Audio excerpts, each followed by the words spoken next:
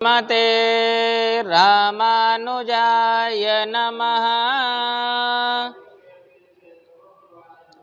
लक्ष्मीनाथसमारम्भां नाथयामुनिमध्यमाम् अस्मदाचार्यपर्यन्तां वन्दे गुरुपरम्पराम्।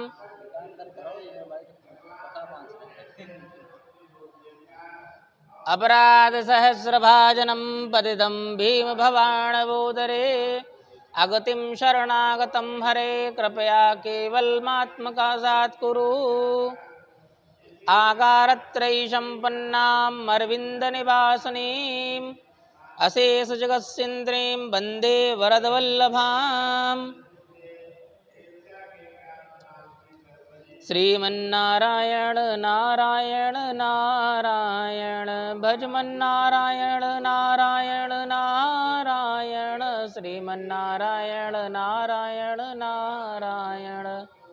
लक्ष्मी नारायण भगवान की जय। वृंदावन बिहारी लाल की जय। कार्तिक मास महात्म की जय। आज हम लोग जो कथा श्रवण करेंगे, इस कथा का हम लोग श्रवण करेंगे कि राजा पृथु ने नारद जी से पूछा कि हे देवर्षि, भगवान का पूजन किस भाव से करना चाहिए। इस पर नारद जी ने कहा कि हे राजन, भगवान तो भाव के भूखे हैं। इस संदर्भ में मैं तुम्हें एक कथा सुनाता हूँ। एक समय की बात है कि कांतिपुर नामक राज्य में चोल नाम का राजा शासन करता था। वह प्रजापालक व धर्मात्मा था। उसके शासन में प्रजा हर तरह से सुखी एवं संपन्न थी।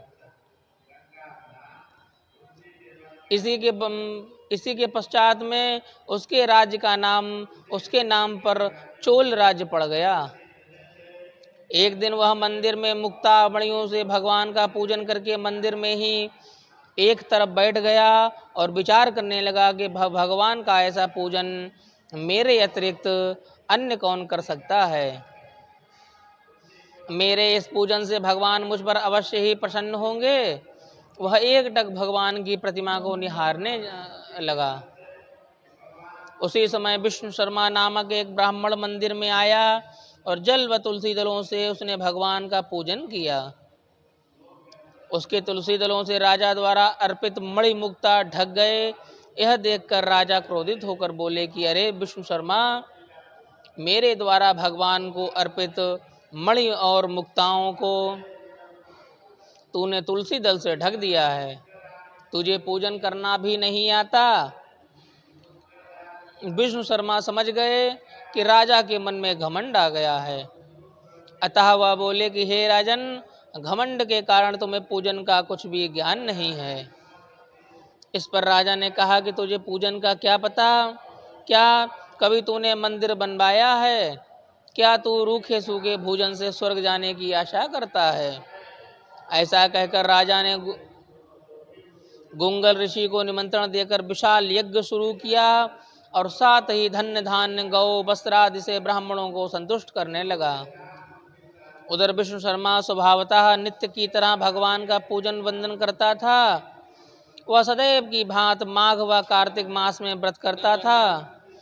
तुलसी का पौधा रोपित करता था। एकादशी का व्रत करता था और ओम नमो भगवते वासुदेवाय मंत्र का नित्य जाप करता था। वह हर समय भगवान का ही स्मरण किया करता था। हे राजन, एक दिन विष्णु शर्मा ने रसोई तैयार की और जब भोग लगाने का समय हुआ तब उसने देखा कि उसका भोजन कोई उठा ले गया है। उसने सोचा यदि रसोई दोबारा बनाऊंगा तो सत्संग का समय निकल जाएगा और मेरा व्रत खंडित हो जाएगा। व्रत खंडित होने के भय से उसने दोबारा रसोई नहीं बनाई और रात्रि को भजन पूजन करने के पश्चात भूखा सूखा ही सो गया। अगले दिन उसने फिर रसोई बनाई। उस दिन भी वैसा ही हुआ। इस प्रकार 7 दिन तक निरंतर जब होता रहा, 7 दिन भूखा प्यासा रहने के कारण वह दुर्बल हो गया, लेकिन नियम नहीं तोड़ा। 8वें दिन उसने विचार किया कि देखना चाहिए कि भोजन कौन उठा ले जाता है। उस दिन वह रसोई बनाकर एक जगह छिप गया और छिप करके बैठ गया। कुछ देर के पश्चात में दीनहीन एक दुबले पतले चांडाल को आता देखकर वह चुपचाप आया और भोजन उठाकर चलने लगा। यह देखकर उसने पीछे से पुकारा, अरे भाई, रूखा सूखा भोजन मत ले जाओ, थोड़ा घी तो ले लो। विष्णु शर्मा की बात सुनकर चांडाल भयभीत होकर भाग खड़ा हुआ, लेकिन आगे चलकर ठोकर लगने से गिर पड़ा। विष्णु शर्मा उसके पास गया और गमछे से उस पर हवा करने लगा। कुछ समय के पश्चात में उसने देखा कि चांडाल जहाँ गिरा था वहाँ असंख्य गदा चक्र पदम मालाधारी भगवान विष्णु ही लेटे हुए थे।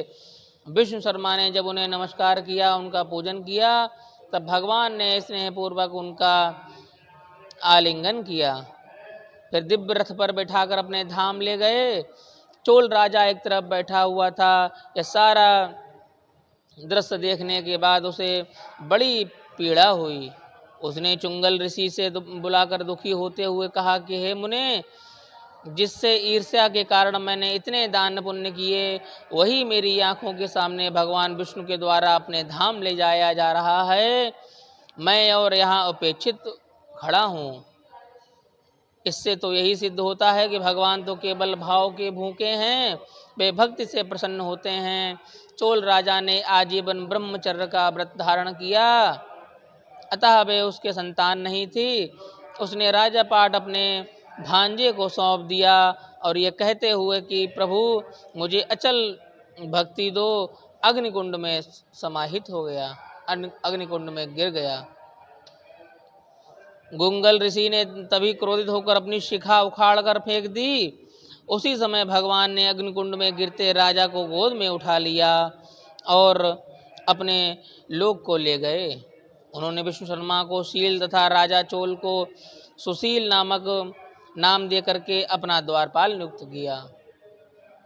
शील और सुशील, शील बने जो ब्राह्मण थे विष्णु शर्मा नामक, वो शील बने, और राजा चोल जो थे वो सुशील बने।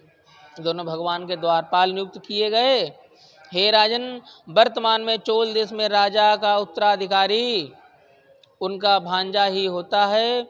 गुंगल गोत्री ब्राह्मण शिखा भी नहीं रखते।